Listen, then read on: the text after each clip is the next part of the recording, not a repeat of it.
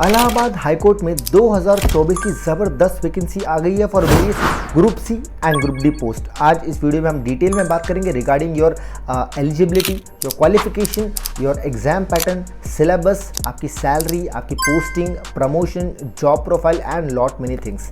So there is lot to cover. Let's begin the video. You can subscribe this channel because ये channel आपकी government job selection में help करने वाला है। चलिए बात करते हैं वैकेंसी की। ये ऑल ओवर इंडिया की वैकेंसी है, सभी लोग इसके लिए अप्लाई कर सकते हैं। मेल एंड फीमेल कैंडिडेट्स के लिए बहुत अच्छी पोस्ट है एंड इसी के साथ में आपको यूपी में पोस्टिंग मिलने वाली है। कोई नेगेटिव मार्किंग नहीं है इस एग्ज़ाम में। ऑफलाइन एग्ज़ाम होगा OMR शीट पर, ठीक है। सो बहुत अच्छी अपॉर्चुनिटी है। 6 महीने के अंदर अंदर ये वैकेंसीज आपको जॉब लगवाने की ताकत रखती है। तो इस वीडियो को बहुत ही ध्यान से देखिएगा क्योंकि हम बात करते हैं सबसे पहले ग्रुप डी पोस्ट के बारे में, ठीक है। ग्रुप डी में आपकी अप्रॉक्सीमेटली 1639 पोस्ट निकली है, जिसमें आपके 6th पास, 8th पास, 10th पास की वेरियस पोस्ट हैं। नीचे आपको यहाँ पे अलग अलग पोस्ट की एलिजिबिलिटी क्राइटेरिया दिख रहे हैं, तो आप देख लीजिए। और यहाँ पे फॉर्म फीस जो है आपकी UR कैटेगरी के लिए 800 है, थोड़ी ज़्यादा है फॉर्म फीस, लेकिन स्टेनो में तो आपको पता चलेगा कि और भी कुछ ज़्यादा ही खेल है।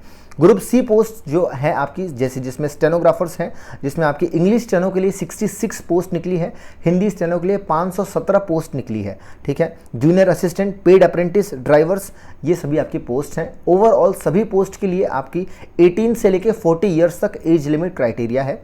OBC के लिए 3 इयर्स का रिलैक्सेशन है। SC ST के लिए 5 इयर्स का रिलैक्सेशन आपको मिल जाएगा, आप जैसे कि यहाँ पर इमेज में देख सकते हैं, ठीक है। अब जो मोस्टली सबसे ज़्यादा पोस्ट के लिए लोग फॉर्म भरने वाले हैं वो ग्रुप सी पोस्ट है, जिसमें आपका एक स्टेनोग्राफर हो गया और जूनियर असिस्टेंट हो गया। इसमें आपको टाइपिंग की बहुत ज़रूरत है। मैं बता दूं कि आपको हिंदी और इंग्लिश दोनों ही टाइपिंग आना कंपलसरी है। ऐसे नहीं कि जैसे आप बाकी एग्जाम्स में देते हो कि मैं इंग्लिश स्टेनो हूँ तो सिर्फ इंग्लिश टाइपिंग करूँगा, नहीं। कोर्ट में आपको दोनों आना ही पड़ेगा। और आपका हिंदी अगर आप कर रहे हो तो मंगल फॉन्ट पे टाइपिंग होना चाहिए। इंग्लिश के लिए कोई फॉन्ट की ज़रूरत नहीं है।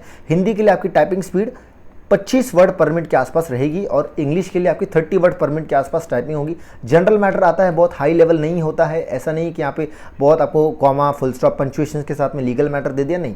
नॉर्मल मैटर आता है, लेकिन अगर आपकी टाइपिंग स्पीड बढ़िया है तो ही आप आगे बढ़ पाओगे, क्योंकि आपको वहाँ पे टेक्स्ट हाईलाइट नहीं होकर दिखाता कि ये टेक्स्ट टाइप कर लो, ये कर लो, नहीं, डायरेक्टली सीधा टाइपिंग स्टार्ट हो जाती है। तो ये कुछ चीज़ आपको ध्यान देनी है और इस वीडियो के आखिरी तक बने रहिए। एक बोनस टिप है फॉर द स्टेनोग्राफर्स, ठीक है। सो ये चीज़ आपको बता दी मैंने कि ग्रुप सी पोस्ट के लिए क्या है। ग्रुप डी पोस्ट के लिए सभी का हम एग्जाम पैटर्न की अगर बात कर लें तो 2 स्टेजेस पे इनका एग्जाम पैटर्न टिका हुआ है। सबसे पहले आपका प्री होगा, जो कि सबसे पहला रिटन टेस्ट है, ठीक है। रिटन टेस्ट 100 मार्क्स का होगा, 100 मार्क्स का, 90 मिनट्स का पेपर होगा, जिसमें आपको इंग्लिश, हिंदी, GS और मैथ्स ये पूछा जाएगा। 25-25 मार्क्स का एक सिंगल आपका पेपर उसमें होगा। टोटल 100 मार्क्स आपके यहाँ पर रहते हैं। कोई नेगेटिव मार्किंग नहीं है। आराम से अगर कोई बच्चा पढ़ रहा है, कोई स्टूडेंट कैंडिडेट तैयारी कर रहा है, स्पेशली यूपी में कोई एग्जाम की तैयारी कर रहा है, तो आपको डेफिनेटली ये फॉर्म भरना चाहिए। आपके लिए बहुत अच्छा मौका है। बहुत ज़्यादा आपको यहाँ भटकना नहीं है सिलेबस के लिए कि सीधा लूसेंट उठा ली, पूरा डीप में पढ़ रहे हैं, नहीं, इतना नहीं। नॉर्मल आप अरिहंत की जो पतली वाली बुक आती है वो पढ़ लो, GS का काम हो जाएगा आपके लिए। थोड़ा यूपी का करंट अफेयर्स वगैरह पढ़ लेना आप। और आपका जो इंग्लिश है, इंग्लिश पे आपकी पकड़ अच्छी होनी चाहिए, ठीक है। क्योंकि अगर आप इंग्लिश स्टेनोग्राफर्स के लिए जा रहे हो या फिर जैसे आप डेटा ऑपरेटर हो, डेटा प्रोसेसर जो पोस्ट है, या जो आपकी दूसरी पोस्ट है अप्रेंटिस के लिए, ये सभी जो पोस्ट हैं, जूनियर असिस्टेंट की पोस्ट है, तो ये सभी के लिए आपका रिटर्न में मार्क्स अच्छे लाना ज़रूरी है, क्योंकि स्किल टेस्ट में भी इसमें मार्क्स होने वाला है, ठीक है। सो ये चीज़ें हैं जहाँ पर आपको एक्स्ट्रा फोकस रिटर्न पे थोड़ा सा करना है अगर आप न्यू हैं इस फील्ड में। और मैं तो ये कहूँगा कि थोड़ा बैलेंस करके चलो, स्पेशली फॉर स्टेनोग्राफर्स जो हैं, तो क्योंकि आपका स्किल टेस्ट में मार्क्स हैं। इंग्लिश जब आप ये क्वालिफाई कर लोगे, रिटर्न टेस्ट आपने क्वालिफाई कर लिया, 100 में से कट ऑफ लग गई, ठीक है। आप क्वालिफाई करके स्टेज 2 में पहुंच गए। वहाँ पे आपकी इंग्लिश टाइपिंग होगी 25 नंबर की, हिंदी टाइपिंग होगी 25 नंबर की, और अगर आप शॉर्ट हैंड कर रहे हैं तो 50 नंबर की आपकी शॉर्ट हैंड भी होगी, जहाँ पर 10 मिस्टेक्स अगर आप करोगे तो 1 मार्क्स आपका काट लिया जाएगा, ठीक है। तो इससे आप हिसाब किताब लगा सकते हो कि प्री और मेंस ये दोनों के मार्क्स को कंबाइन करके कट ऑफ बनेगी। कट ऑफ की अगर मैं बात करूँ तो पिछले साल जो कट ऑफ गई थी अप्रॉक्सीमेटली आपकी 150 के आसपास थी, ठीक है। जो इस साल क्योंकि पोस्ट कम है, इंग्लिश स्टेनो को देख लो या जूनियर अप्रेंटिस की देख लो या ट्रेड अप्रेंटिस की, जो भी पोस्ट हैं ये सभी पिछले साल के मुकाबले कम आई है। तो जाहिर सी बात है इस साल कट ऑफ में आप 5 से 10 नंबर ऊपर मान के ही चलो, ठीक है। तो एक जो मैं एक्स्ट्रा टिप आपको और सभी के लिए दूंगा, ध्यान देना कि अपना रिटर्न पर आप बढ़िया पकड़ बनाना। कई बच्चे क्या गलती करते हैं कि स्किल पर या मेंस पर इतना फोकस कर देते हैं कि वहाँ पर क्या है कि यू आर नॉट श्योर कि कैसा पैसेज आएगा टाइपिंग के लिए, किस तरह से डिक्टेशन बोला जाएगा, कैसा मैटर होगा, कैसे कीबोर्ड मिलेगा आपको। बहुत सारी कंडीशंस है जो आपके हाथ में नहीं है, लेकिन रिटर्न में क्या है आपको पता है, इंग्लिश, रीजनिंग, जीके, मैथ्स पढ़ के चले जाओ अच्छे से। यहाँ पे अगर आपने बढ़िया कर लिया तो वहाँ थोड़ा कम भी होगा जो कि आपके हाथ में नहीं है, वहाँ पे बहुत सारे फैक्टर्स आ जाते हैं। तो मेक श्योर कि आप यहाँ पर अच्छे से अपनी तैयारी करके ही चले, ठीक है। रिवीजन करते रहें। जो स्टेनोग्राफर्स हैं स्पेशली उनको एक बहुत ही इंपॉर्टेंट टिप देना चाहूँगा कि डेली प्रैक्टिस करो शॉर्ट हैंड की और टाइपिंग की। ये नहीं कि बस शॉर्ट हैंड का डिक्टेशन ही लिखे जा रहे हैं, आपको डिक्टेशन लिखना है, उसको रीड करना है, उसको टाइप करना है और उसको चेक करना है। इससे आपकी टाइपिंग स्पीड भी इंप्रूव होगी। और हिंदी टाइपिंग लेकर चलो, अभी से आपको 3 महीना मिल जाएगा समय आराम से, तो डोंट वरी, आप लोग आराम से फॉर्म भरिए। रही बात सर्टिफिकेट की, ठीक है, तो CCC सर्टिफिकेट आपको यहाँ पे चाहिए, जिसका प्रोसेस बहुत आसान होता है। 3 महीने में घर बैठे बैठे आपको CCC मिल जाता है सर्टिफिकेट, अप्लाई कर दो। स्टेनो एंड टाइपिंग के लिए आपको 100 वर्ड परमिट और 40 वर्ड परमिट का टाइपिंग का अगर आपके पास में है तो बहुत अच्छी बात है। नहीं है तो नीचे दिए हुए व्हाट्सएप नंबर पर आप एक बार इंक्वायरी कर लीजिए। वहाँ पर अगर अभी भी सर्टिफिकेट्स के प्रावधान है तो आप बनवा लीजिए। वो गवर्नमेंट ऑथराइज्ड इंस्टीट्यूट है, वहाँ से आपको जो सर्टिफिकेट मिलेगा बच्चे उनको दिखाकर सिलेक्शन ले रहे हैं, कोई गड़बड़ नहीं है, ठीक है। तो ये आप कर सकते हैं।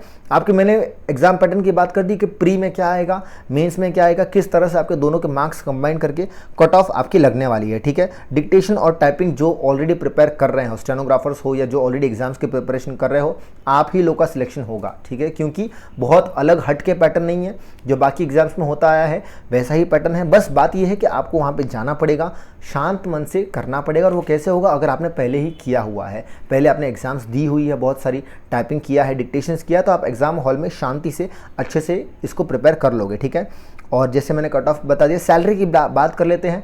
2800 ग्रेड पे की स्टेनो की सैलरी है इसमें, जो कि आपके लेवल 5 की पोस्ट है। अप्रॉक्सीमेटली सैलरी आपकी 40,000 के आसपास बन जाएगी। वेरियस डिस्ट्रिक्ट में आपको पोस्टिंग मिल सकती है, कोई गारंटी नहीं है पोस्टिंग कहाँ मिलेगी, किसका कितना नंबर है, कहाँ पोस्टिंग का कोई गारंटी नहीं है, कहीं भी आपको पोस्टिंग मिल जाएगी, ठीक है। और 1 से 1.5 महीने में आपका ये एग्ज़ाम कंडक्ट करवा लिया जाएगा। अभी फॉर्म भरे हो, देखो दिसंबर तक आपका एग्ज़ाम जो प्री है वो होने के चांसेस हैं। तो भैया तैयारी में रहना, बढ़िया से तैयारी करते रहो अभी से, फिर शॉर्ट हैंड को भी टाइम नहीं मिलेगा, तुरंत शॉर्ट हैंड भी करवा लेंगे। शॉर्ट हैंड में नॉर्मल आपका जनरल मैटर आता है, बहुत टेंशन नहीं लेना है, लेकिन हाँ लीगल मैटर भी तैयारी करते चलो, ठीक है, साथ ही साथ में। और जो नॉर्मल जो जूनियर ट्रेड अप्रेंटिस और जो आपके जूनियर असिस्टेंट हैं, ये सब की जो टाइपिंग अगर होने वाली है तो आपको टेंशन नहीं लेना है। नॉर्मल मैटर आता है, 250 वर्ड्स का मैटर होता है, आपकी स्क्रीन पे मैटर है, उसको देख देख के आपको टाइप करना है। आपको थोड़ा ध्यान देना, लाइन स्किप ना हो जाए बीच में, ठीक है। इसी तरह से आपको प्रैक्टिस भी करते रहना, जो अभी आप टाइपिंग की प्रैक्टिस करोगे, ठीक है।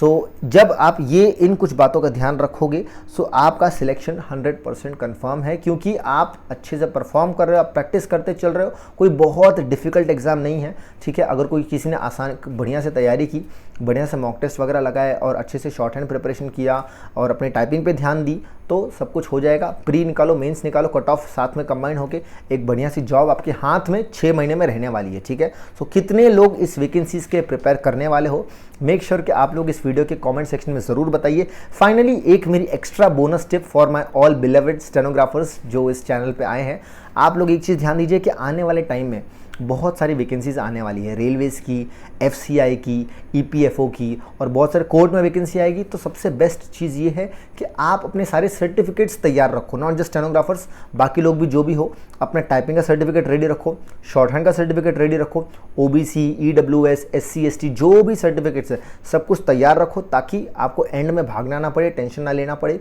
सारे सर्टिफिकेट्स रेडी करो। नीचे आपको व्हाट्सएप का भी एक नंबर दिया है, अगर आपको शॉर्ट हैंड और टाइपिंग का सर्टिफिकेट बनवाना है तो make sure you ask on that number, WhatsApp कीजिए, कॉल मत कीजिएगा, ठीक है। आई होप ये वीडियोस आपको यूज़फुल लगी हो। मैंने सारे पॉइंट्स इसमें कवर कर दिए जो भी मुझे बताने थे कि ये एग्ज़ाम में क्या क्या चीज़ आपको ध्यान देनी है।